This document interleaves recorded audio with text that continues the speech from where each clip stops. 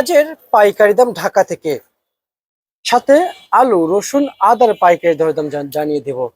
বাংলাদেশে পেঁয়াজের প্রচুর পরিমাণে আমদানি রয়েছে এবং এই পেঁয়াজের ইনপুট কিংবা এক্সপোর্ট করার সময় এসেছে এবং ইনপুট করার সময় এখন আর নেই।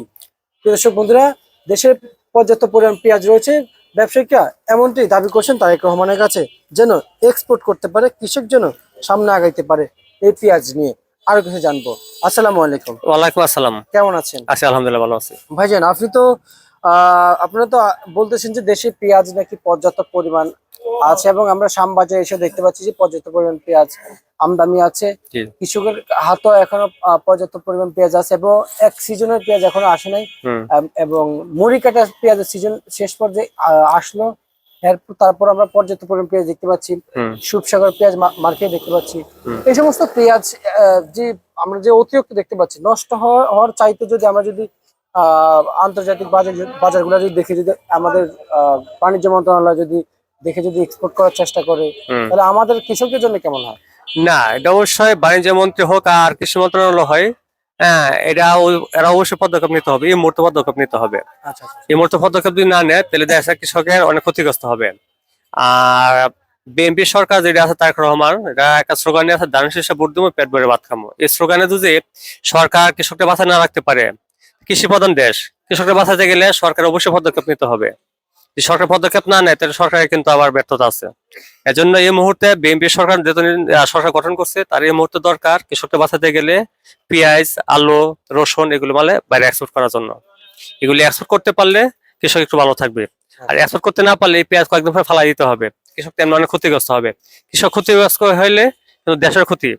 সেক্ষেত্রে কৃষক বাঁচাতে গেলে সরকার এই মুহূর্তে পদক্ষেপ নিতে হবে, মালগুলো বাইরে এক্সপোর্ট করতে হবে।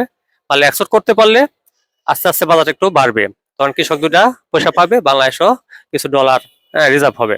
আচ্ছা আচ্ছা, মানে সাশ্রয় হবে। জি জি। কিন্তু আপনাদের কথা তো ভাই খুব সুন্দর কথা, ভালো কথা। আসলে এটা হচ্ছে মানে উন্নত পথের দিকের কথা আর কি। আপনি কি একজন ইম্পোর্টার?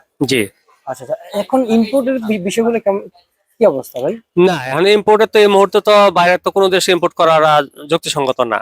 কারণ দেখা গেছে কি এই মুহূর্তে আমরা বাংলাদেশে কৃষি প্রধান দেশ, আমরা কৃষিতে স্বয়ংসম্পূর্ণ। পেঁয়াজ, আলু, রসুন, হ্যাঁ, এটা তো আমরা মোটামুটি স্বয়ংসম্পূর্ণ। আর এই মুহূর্তে তো যে পেঁয়াজ এক্সপোর্ট করার কোনো প্রশ্নই আসে না। আর রসুনটা এই মুহূর্তে মানে এক্সপোর্ট করার আমাদের, এটা আমি মনে করি আমাদের সরকারের ব্যর্থতা। কারণ আমাদের বাংলাদেশে যে রসুন হয়েছে, বাংলাদেশে পর্যাপ্ত রসুন হয়েছে। আজকে রসুনের বাজার 40 টাকা থেকে সর্বোচ্চ বাজার 45 টাকা। আর চায়না রসুনের বাজার হলো 180 টাকা 90 টাকা। সেক্ষেত্রে যদি বাইরের রসুনের এক্সপোর্টটা বন্ধ করে দিত, তাহলে দেখা যাচ্ছে বাংলাদেশের রসুনটা একটু চাহিদা বাড়তো। দেখা যাচ্ছে এখন আমরা বাইরেতে চায়না রসুন রান না, আমাদের ডলারের বাইরে চলে যাচ্ছে।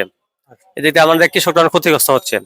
এজন্য সরকার এই মুহূর্তে একটা পদক্ষেপ নেওয়া দরকার। কৃষককে বাঁচাতে গেলে কৃষকের স্বার্থগুলো দেখতে হবে, কৃষক উৎপাদন খরচ কমাইতে হবে এবং দেখা যাচ্ছে কৃষকদের যে মূল্য পা, সেজন্য সরকার একটা পদক্ষেপ নিতে হবে। এখন বাজার কমে গেছে, কৃষক নিজস্ব গোডাউনে কিছু মাল কিনা মজুত করুক, মজুত করে বাজারটা একটু উদ্যমুখী করুক। এটা না করলে তো বাংলাদেশে কৃষকরা অনেক ক্ষতিগ্রস্ত হবে।